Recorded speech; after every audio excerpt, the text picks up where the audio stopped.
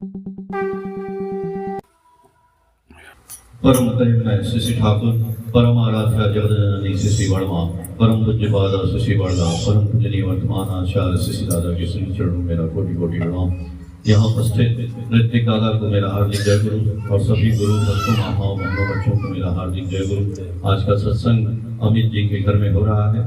उनके पिताजी की पुण्यतिथि पर हम लोग ठाकुर जी से उनके पिताजी की आत्मा की शांति प्रदान करते की चेष्टा करते हैं और सभी लोगों के जीवन की मंगल की कामना करते हैं।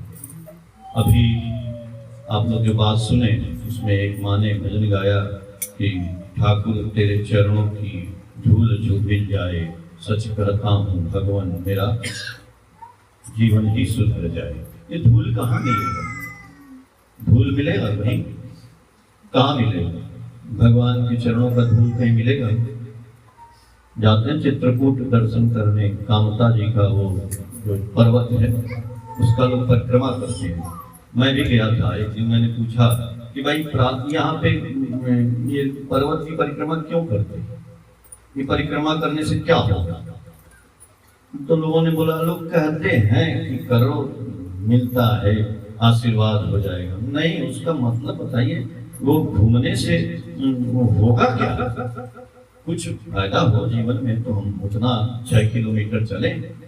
तो बोले कि एक सज्जन बोले कि जानते हैं जब भगवान राम आए थे इसी रास्ते से पैदल गए थे और उनके साथ सीता लक्ष्मण सब लोग गए थे। तो उनके वो चरण पड़े थे वहां पे। तो लोग इसलिए जाते हैं कि उनके चरणों की धूल उनके चरणों में कहीं लग जाएगी। लेकिन आजकल तो उस पे पत्थर लग गया है, धूल गया नीचे। लोगों की आस्था है कि नहीं इसका परिक्रमा करेंगे तो हमारा जीवन सुधर जाएगा। एक हकीकत में क्या है कि भगवान आपके चरणों की धूल, तो चरणों की धूल उसको समझना पड़ेगा। कोई भी चीज हम पढ़ते हैं तो उसको जानना पड़ेगा, और बिना जाने हम कितना हो भजन कर लें कुछ नहीं हो पाएगा। इसलिए और जान जाएंगे तो सब कुछ हो जाएगा। वो धूल क्या है? वो धूल है गुरु जी की दीक्षा। जो दीक्षा मिलता है ना, आप लोग दीक्षा लिए हैं ना, वही धूल, वो दीक्षा ही धूल है। गुरु तेरे चरणों की धूल जो मिल जाए, वो दीक्षा मिल गई आप तो आपका जीवन सुधर गया। हम भजन गाते रहे, गुरु जी की दीक्षा लिए नहीं, धूल मिला ही नहीं। धूल से बहुत दूर है, टच ही नहीं हुआ। तो इसीलिए ठाकुर जी कहते हैं कि दीक्षा जानो दक्ष करती, प्रीत दीप्त करे प्राण, कूट कौशली अनुशीलन से कृत तीर्थ में कराए स्नान। दीक्षा आपको मिल जाएगा तो आप दक्ष हो जाएंगे। आजकल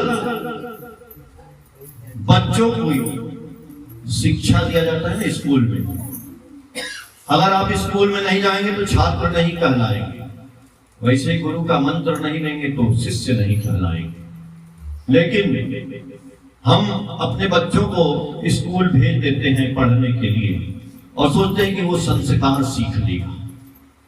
लेकिन उसके पहले क्या करना था? आपको कुछ संस्कार करने थे। आपका बच्चा जन्म लिया तो आपने उसका नामकरण संस्कार किया, मुंडन संस्कार किया, बहुत से संस्कार किया, उसको खिलाया पिलाया, कई संस्कार होते हैं। छठी है तो बरही है तो क्या है, क्यों कराए? नहीं कराना था, ये सब कराए। लेकिन असली जो काम था दीक्षा वाला नहीं कराया। जबकि बोला गया है, ठाकुर जी भी बोले हैं, पहले जमाने में भी होता था कि दीक्षा लेकर शिक्षा धरो, आचार्य को करके सार, आचरणी ओठ चलन से ज्ञान समुद्र हो जाता।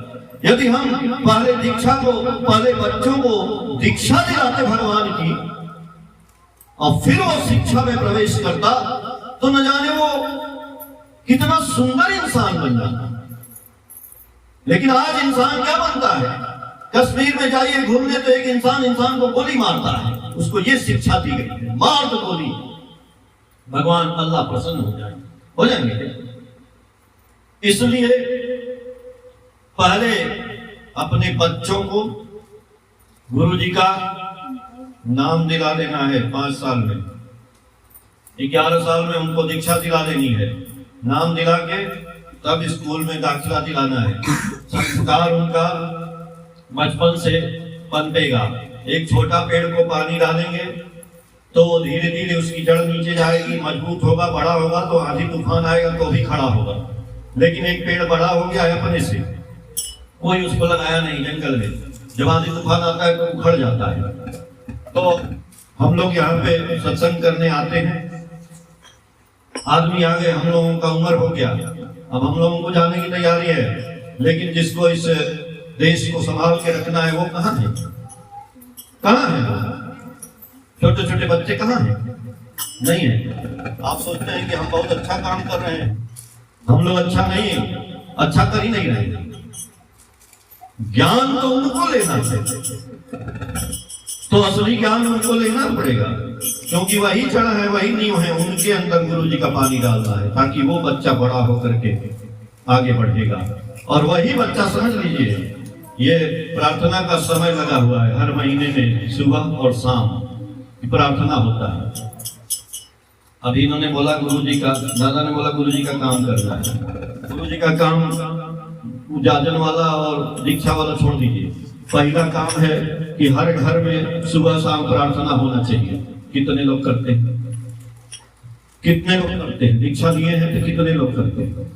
सारे लोगों को करना है। जो लोग करते हैं उनको बहुत बहुत धन्यवाद, और जो नहीं करते हैं वो घर में बैठे और समय पे गुरु जी का प्रार्थना करें, अपने और अपने परिवार के साथ, अपने बच्चे के साथ, अपने पति के साथ, जितने लोग हैं सब लोग। अरे आपको इतना समय नहीं मिलता है, मोबाइल चलाने के लिए तो घंटों समय मिलता है, गुरु जी की प्रार्थना के लिए 10 मिनट का समय नहीं है। और हम चाहेंगे कि गुरु जी हमारा कल्याण करें। काहे करेंगे गुरु जी कल्याण? एक चीज, अगर आप केवल प्रार्थना ही करना रोज शुरू कर देंगे तो भी आपके जीवन का कल्याण हो जाएगा। तो ये प्रार्थना भी शुरू करेंगे। ठाकुर जी बोले हैं कि उषा निशा में मंत्र साधन, चलते फिरते जप। आपको समय नहीं मिलता है, मैं ये नहीं कह रहा हूं कि आप बैठ के माला फेरिए, चलते फिरते जप, यथा समय इष्ट निर्देश मूर्त करना ही है तब। तो ये जो बोल रहे हैं वो इष्ट का निर्देश है कि हमको लोगों को जागृत करना है। जो लोग छोड़ दे रहे हैं उनको बताना है भैया आप भी करिए। लेकिन असली काम जो है, आपको घर में सुबह शाम प्रार्थना करना है, साथ में बैठ करके, साथ में कम से कम एक टाइम पूरे परिवार के लोग साथ में खाना भी खाना है।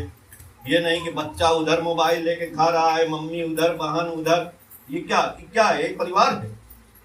कह दीजिए सबको मोबाइल रखो, चुपचाप बैठो, और हम भी बैठते हैं, सब लोग बैठो, खाना खाओ और बोलो कि गुरु जी का कुछ पढ़े और बताओ सुनाओ। खाना खाते समय आपके पास समय नहीं है, खाना खाते समय है ना, उसी समय आप चर्चा करिए। आप चर्चा करिए, धीरे धीरे आपका परिवार सुंदर होता चला जाएगा, अपने आप, आपको पता नहीं चलेगा, पूरा परिवार सुंदर हो जाएगा। आपके घर के बहू, बेटे, बहन जितने भी हैं सब, और जो आपके यहाँ कोई रिश्तेदार आया, कोई आया प्रार्थना के समय, तो उसको भी बोलिए बैठिए 5 मिनट हम लोग प्रार्थना कर लें। मैं देखता हूँ कि घर में प्रार्थना का समय हो गया, किसी के यहाँ 2-4 लोग आएंगे, गुरु जी पीछे हो जाएंगे, सबसे पहले गुरु का चरणा। तो गुरु जी की शर्म आ रही है हमको, अरे वो बैठे हैं, हम प्रार्थना करेंगे तो अच्छा नहीं लगेगा उनको। काहे भाई? भगवान को पहले देखना है, पहले उनको देखना है। उनको भी बोलिए, अरे आप बहुत सही समय पे आए हैं, आइए थोड़ा हम बैठ जाए प्रार्थना करें, फिर आपको हम नाश्ता पानी करिएगा। क्या हो जाएगा? मार देंगे, उनको भी अच्छा लगेगा, वो भी आके देखेंगे कि अरे ये तो प्रार्थना भी करते हैं। तो यही आचरण हो गया, बोलने की जरूरत नहीं है।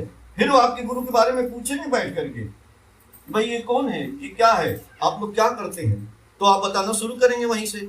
लेकिन हम क्या करते हैं, शर्माते हैं, फिर सोचते हैं कि नहीं वो चले जाएंगे ना तब हम प्रार्थना कर लेंगे। आपका समय था 6:48, समय गया, जीवन का भी समय चला जाएगा। बोले ना, ये जो आप देंगे गुरु जी से वही लौट के आएगा। तो जो दिए हम उनको समय नहीं दिए तो वो भी बोलेंगे अब मेरे पास भी समय नहीं है बेटा, आप चिल्लाओ, मैं मर रहा हूँ, ठाकुर जी बताओ, तुम मेरा समय नहीं दिए, अब हम का समय दें। चलो आओ, काल तो बगले में खड़ा है, काल कहीं बाहर नहीं है, यहीं खड़ा है, यहीं पड़ा है, हर जगह पड़ा है। तो हम लोग ठाकुर जी हम लोगों को पकड़े हैं, भैया यहाँ है तो दूर खड़ा है, कि यहाँ से दूर थोड़ा आए तभी को पकड़े। इसलिए हमको ठाकुर जी का नाम ध्यान गुणगान जो भी है आप करते रहिए, लेकिन हाँ सुबह शाम प्रार्थना अपने घर में जरूर करिए। सबकी सेवा सहायता वो तो अपने आप होने लगेगा, खाली आप प्रार्थना करिए, आपका मंगल होना शुरू, आपको खुद ही विचार आने लगेगा कि अब क्या करना है, अपने आप शुरू हो जाएगा। हमारी आपसे यही विनती है, पहले इतना शुरू करिए। सबका ठाकुर जी मंगल करें। जय।